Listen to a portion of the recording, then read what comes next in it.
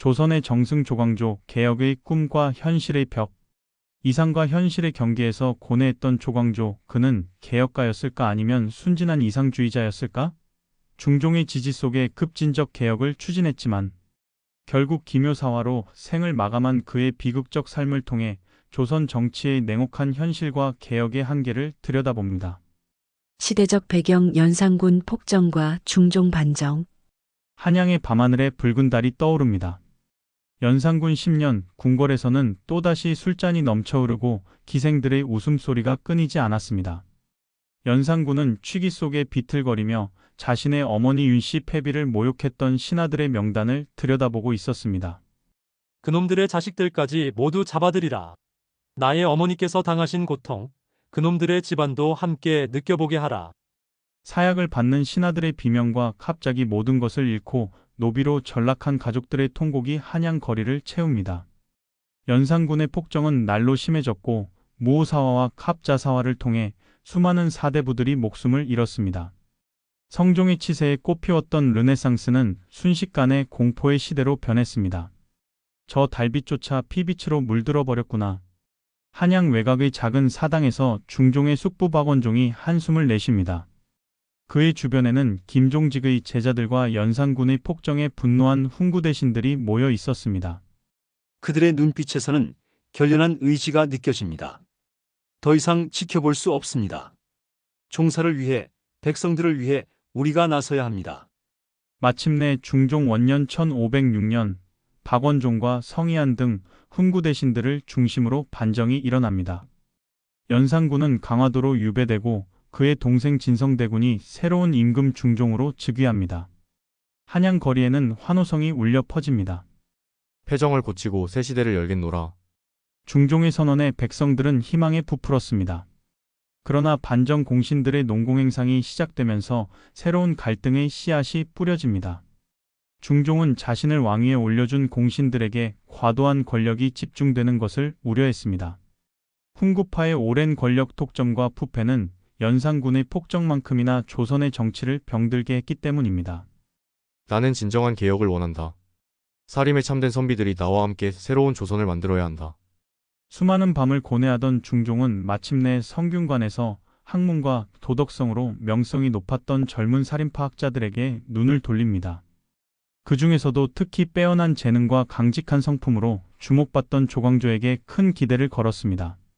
중종 10년 1515년 그는 마침내 조광조를 불러들입니다. 김한국, 김정 등 살인파 학자들이 조정에 들어오기 시작했고 조선의 정치는 새로운 국면을 맞이합니다. 중종의 부름을 받고 조정에 들어선 조광조의 눈빛에는 흔들림이 없었습니다. 그의 마음속에는 이미 주자의 가르침을 바탕으로 한 이상적인 유교 국가의 청사진이 그려져 있었습니다. 살인파의 등장은 단순한 인물 교체가 아닌 정치 패러다임의 전환을 의미했습니다. 신조광조 성상의 뜻을 받들어 백성을 위한 정치, 도덕과 의리가 바로 선 나라를 주자께서 꿈꾸셨던 그 나라를 만들겠나이다. 조광조의 첫 상소문에 중종은 깊이 감명받아 그를 더욱 신뢰하게 되었습니다.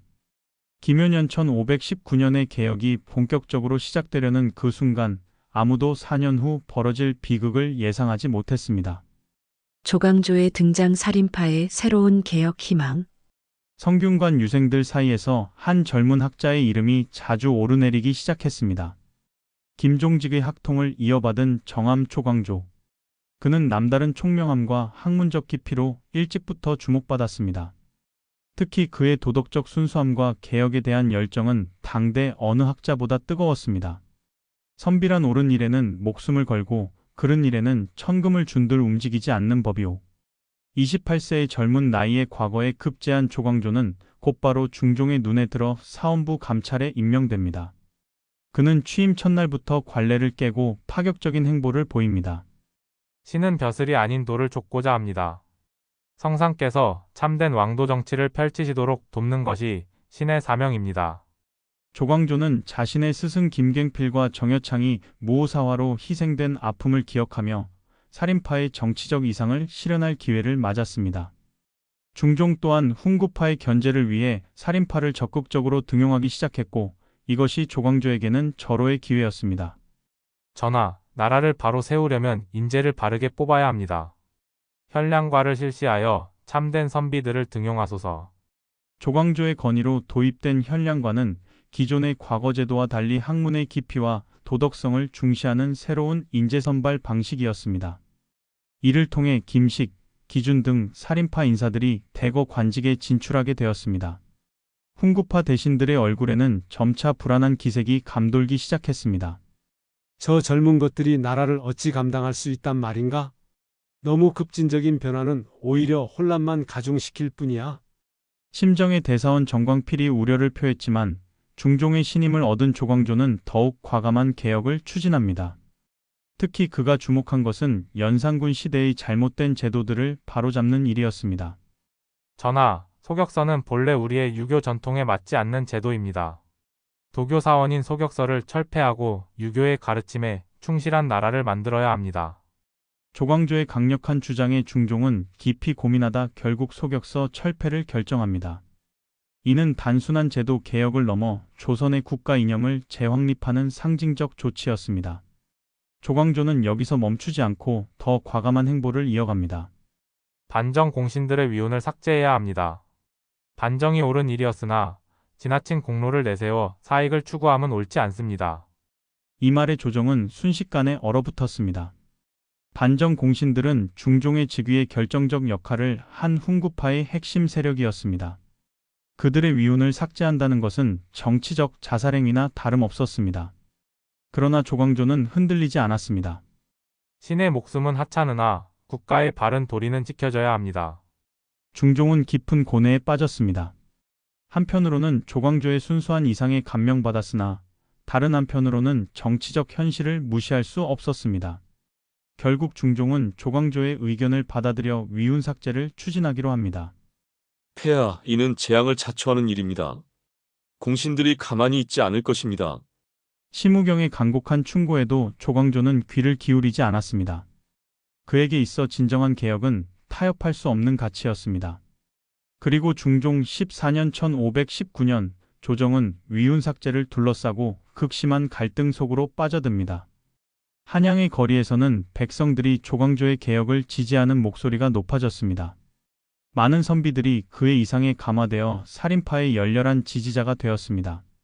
그러나 동시에 훈구파와 기득권층의 반발도 거세졌고 조광조를 향한 암살 위협까지 돌기 시작했습니다. 세상을 바꾸려는 이들의 열정은 빛나지만 그 빛이 너무 강하면 자신을 태우고 만다.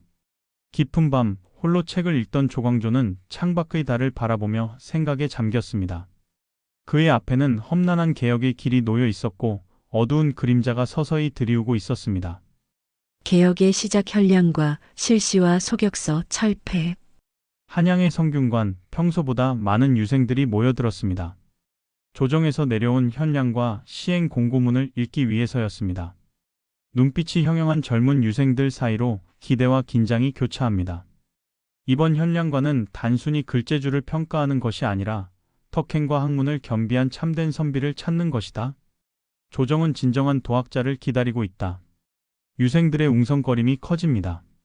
과거 시험의 패러다임이 완전히 바뀌는 순간이었습니다.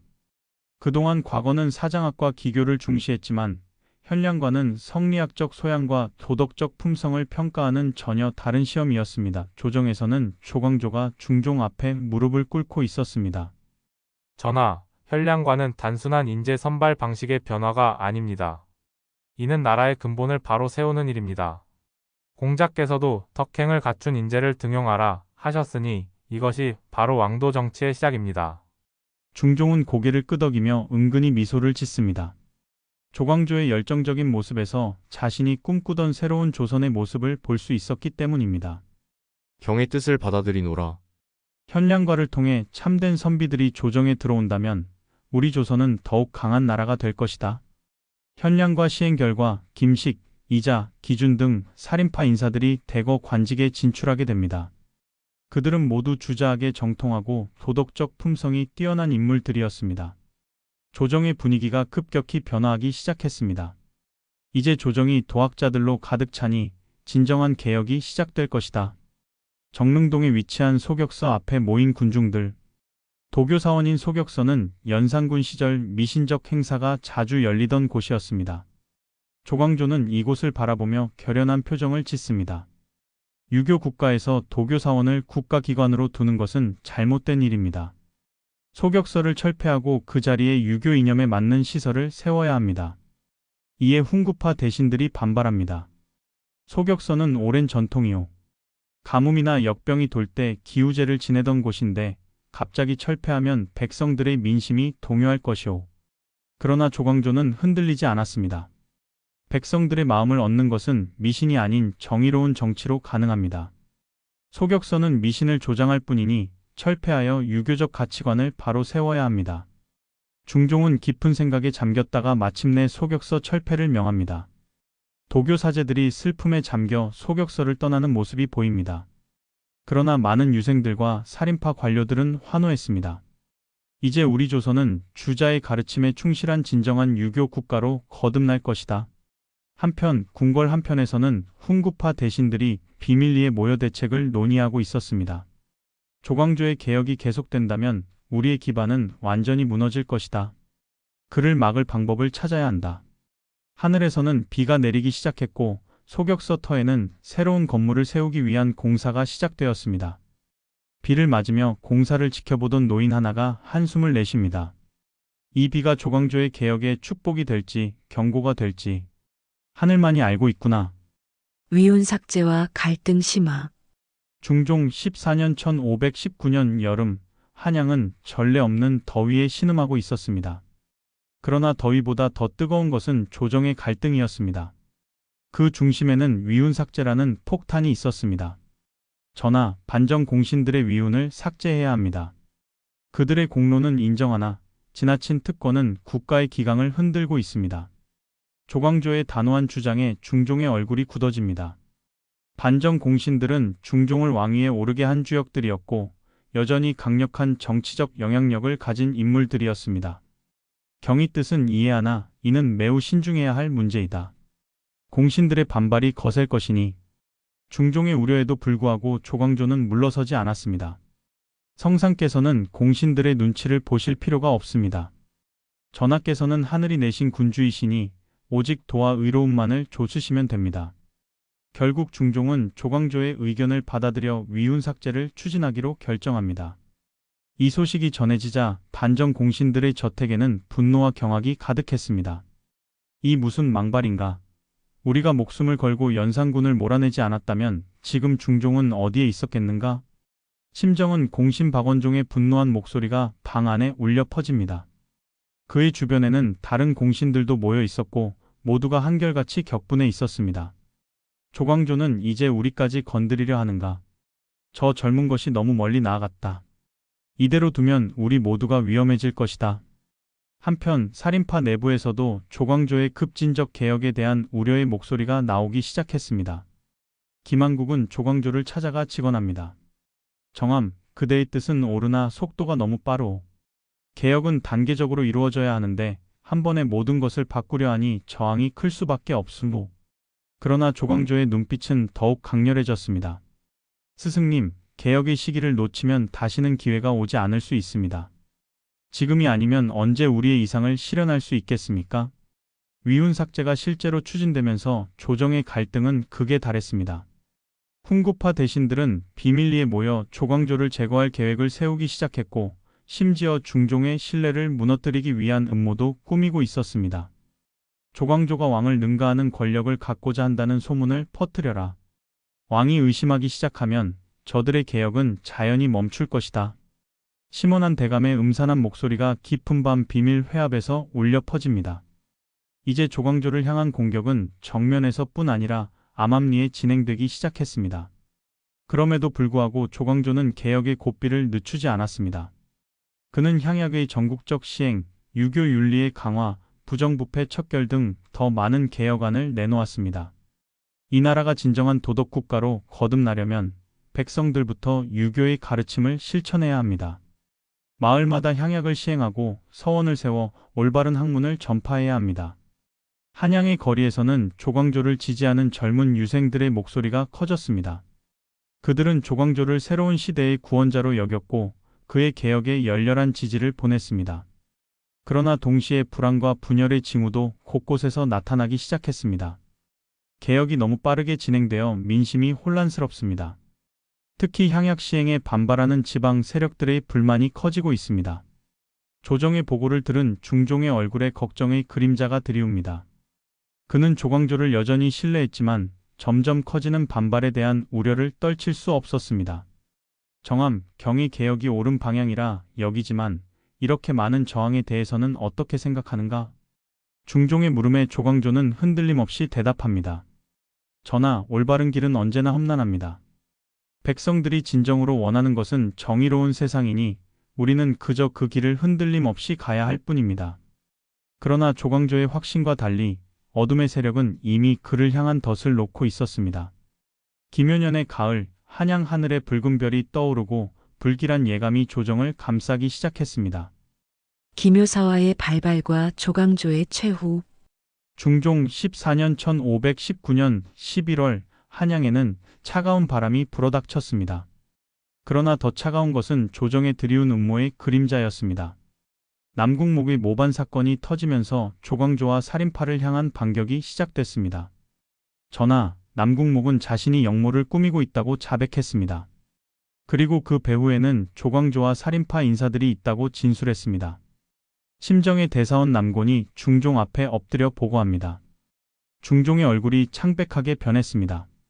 그가 그토록 신뢰했던 조광조가 자신을 배신했다는 사실을 받아들이기 어려웠습니다. 그럴 리가 없다. 정함은 충성심이 강한 신하인데. 전하, 이미 증거가 있습니다. 남궁목은 조광조와 함께 왕위를 박탈하고 새로운 정치를 실현하려 했다고 자백했습니다. 물론 이는 남공과 심정, 그리고 홍경주 등 훈구파 대신들이 꾸민 거짓 자백이었습니다. 그들은 고문으로 남궁목에게 거짓 증언을 강요했고 중종에게 조광조가 반역을 꾸미고 있다는 인상을 심어주는 데 성공했습니다. 조광조를 체포하라. 그리고 그와 함께한 살인파 인사들도 모두 조사하라. 중종의 명령으로 조광조는 전격 체포됩니다.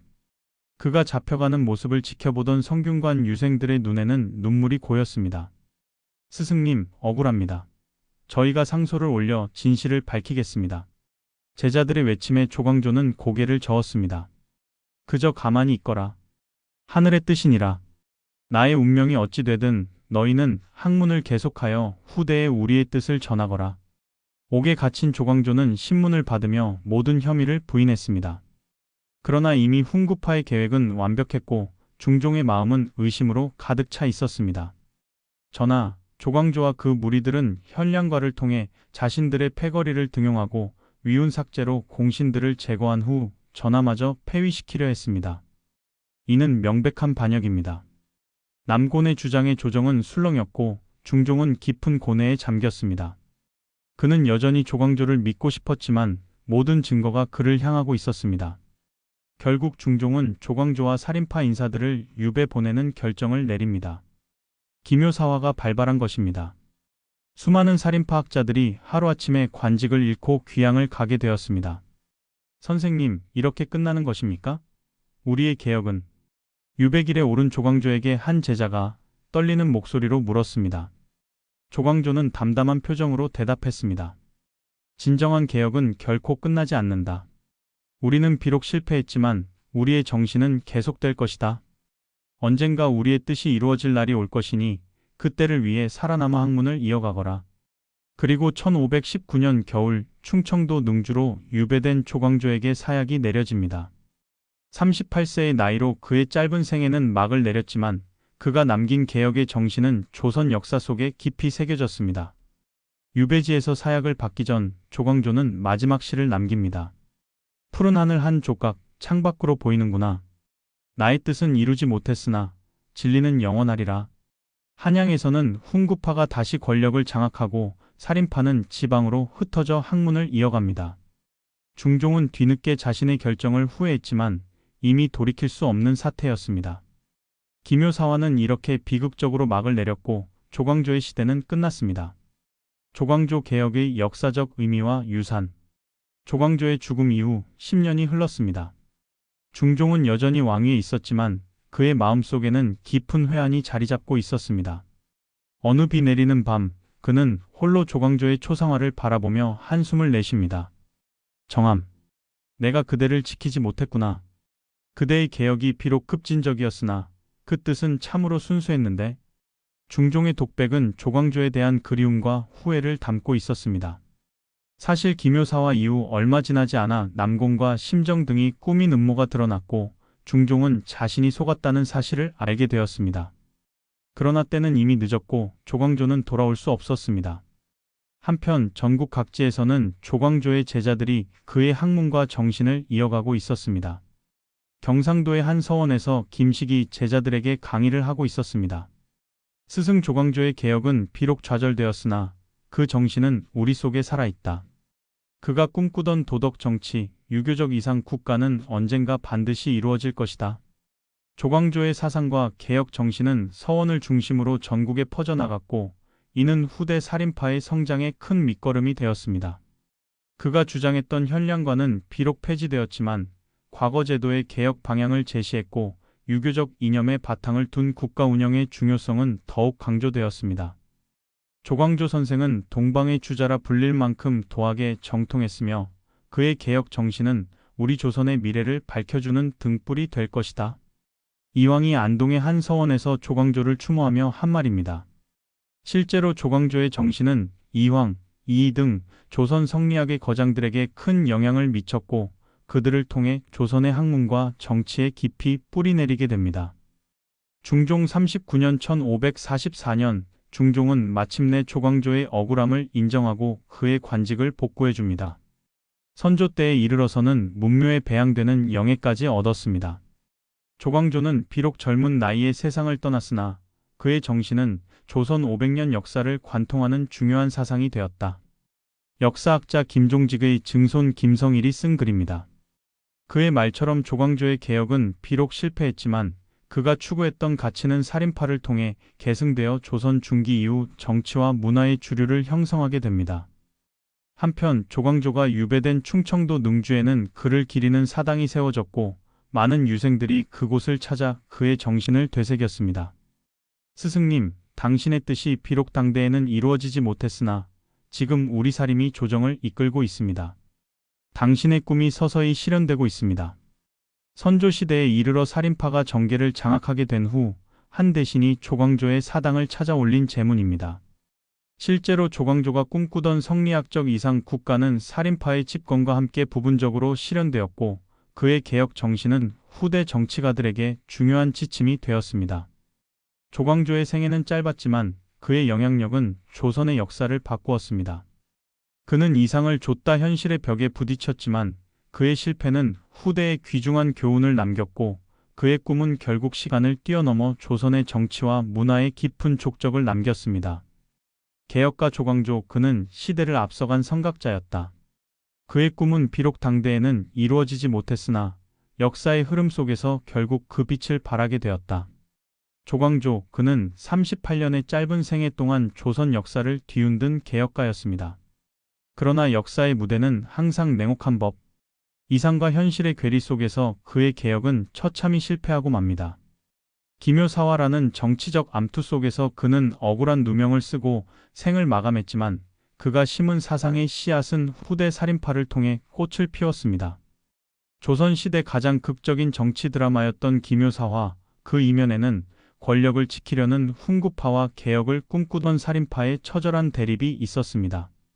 중종이라는 한 임금의 우유부단한 결정이 역사의 방향을 바꾸었고 한 청년 개혁가의 꿈을 산산이 부숴버렸습니다. 오늘날 우리는 조광조를 통해 어떤 교훈을 얻을 수 있을까요? 이상을 향한 열정, 그러나 현실을 무시한 급진성, 그리고 권력의 냉혹한 논리, 그의 삶은 개혁을 꿈꾸는 모든 이들에게 깊은 울림을 줍니다. 좋아요와 구독, 그리고 여러분의 역사 이야기도 댓글로 남겨주세요. 위엄부림 조선사 다음 편에서 찾아뵙겠습니다.